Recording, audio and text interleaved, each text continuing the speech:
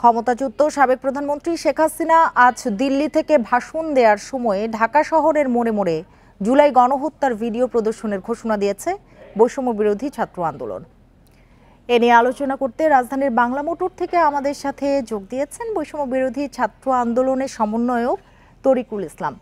জনাব তরিকুল ইসলাম, আপনাকে স্বাগত জানাচ্ছি ইন্ডিপেন্ডেন্ট টেলিভিশনে। যেটি শুরুতেই আপনার কাছে জানতে চাই যে এ মাসেই নতুন দল আত্মপ্রকাশের কথা আমরা শুনলাম, সম্ভাব্য নাম ও প্রতীক নিয়ে আপনারা নিশ্চয়ই ভেবেছেন, কি ভেবেছেন, আর শীর্ষ নেতৃত্বে কারা থাকছেন? দেখুন, আমরা মনে করি যে তরুণদের নেতৃত্বে, ছাত্র তরুণদের নেতৃত্বে আমাদের যে সামনে দল আসতে যাচ্ছে, সেই দলটিকে ঘিরে মানুষের যে প্রত্যাশার যে জায়গাটি, সেটি আমরা জানতে চাই।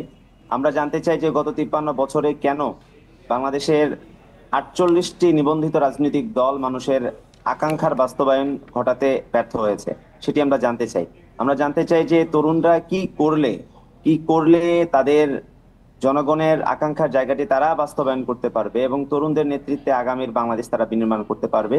এবং আমরা মোটা দাগে বলতে চাই যে জনগণের আকাঙ্ক্ষার প্রতিফলন নিয়ে যেন আমরা একটি একটি আমাদের স্বপ্নের একটি রাজনৈতিক দল যেন আমরা গঠন করতে পারি। আমরা এমন কোন রাজনৈতিক দল হতে চাই না যে যারা সামনের ইলেকশনকে সামনে রেখে তারা রাজনৈতিক দল গঠন করবে এবং ইলেকশনের পরে তারা হারিয়ে যাবে।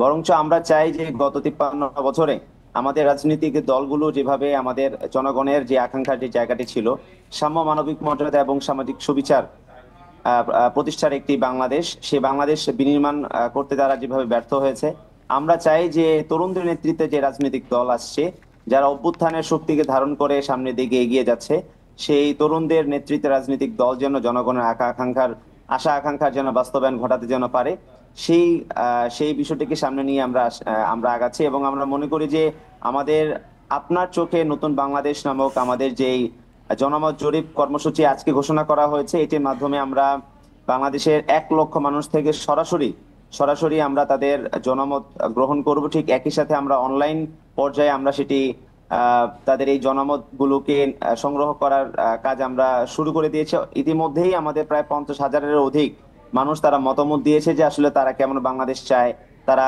আগামীর বাংলাদেশকে ঘিরে এই নতুন রাজনৈতিক দলের কাছে তাদের প্রত্যাশার যে জায়গা সেটি তারা ব্যক্ত করেছেন। আমরা মনে করি যে তরুণদের শক্তি নিয়ে যে রাজনৈতিক দলের আবির্ভাব ঘটছে সামনে, প্রবীণদের অভিজ্ঞতাকে কাজে লাগিয়ে আমরা এই জায়গায় জনাব তরিকুল ইসলাম, আমি একটু জানতে চাই যে আন্দোলনটা কিন্তু সবার ছিল, ছাত্ররা সবার ছিল। যখন একটি দল গঠন হবে তাদের একটি মতাদর্শ থাকবে এবং তাদের বিরোধী মতও থাকবে, অর্থাৎ অপোজিশন থাকবে। এই জায়গাটা ভেবে দেখেছেন কিনা আপনারা? আর সেক্ষেত্রে নতুন দল গঠনের প্রয়োজনীয়তা আসলে কেন মনে হলো? দেখুন, আমরা মনে করি যে তরুণদের যে ম্যান্ডেট ছিল, অর্থাৎ আমাদের এক দফার যে ম্যান্ডেট ছিল বাংলাদেশের মধ্যে ফ্যাসিবাদের বিলোপ এবং একটি নতুন রাজনৈতিক বন্দোবস্ত কায়েমের যে এজেন্ডা আমাদের ছিল, এক দফার যে এজেন্ডা ছিল, সেটি কিন্তু এখন পর্যন্ত বাস্তবায়ন হয়নি। আমরা মনে করি তরুণদের যে শক্তি তারা একত্রিত হলে এবং ফ্যাসিবাদ বিরোধী যেসব শক্তি যারা রয়েছেন, সেই সব শক্তি যখন তারা একত্রিত তারা যখন হবেন এবং তারা তাদের জায়গা থেকে যখন সংগঠিত হয়ে যখন একটি রাজনৈতিক প্ল্যাটফর্মের মধ্যে যখন তারা আসবেন, তখন তারা তাদের জায়গা থেকে জাতীয় স্বার্থকে প্রাধান্য দিয়ে তারা কাজ করবেন এবং জাতীয় স্বার্থকে প্রাধান্য দিয়ে যখন তারা সামনে কাজ করবেন, তখন অবশ্যই আমরা আগামীর বাংলাদেশে মানুষের আশা আকাঙ্ক্ষার প্রতিফলন ঘটাতে সক্ষম হব। জি, আরেকটি বিষয় আপনি বলছিলেন যে জনগণের আকাঙ্ক্ষা পূরণে, এই যে নতুন দল জনগণের আকাঙ্ক্ষা পূরণে কতখানি সক্ষম হবে, আপনি কতখানি আশাবাদী? যেহেতু গণ অভ্যুত্থানের পর আমরা দেখেছি যে মানুষের সামনে একটি কিন্তু গাঠনিক মুহূর্ত যদি আমরা বলি সেটি তৈরি হয়েছে। দেখুন, আমাদের সামনে অনেক চ্যালেঞ্জ রয়েছে এবং আমরা মনে করি যে তরুণরা সেই চ্যালেঞ্জ নিতে সক্ষম। তরুণরা জানে যে কিভাবে দুর্যোগ মোকাবেলা করে সামনে এগিয়ে যেতে হয়।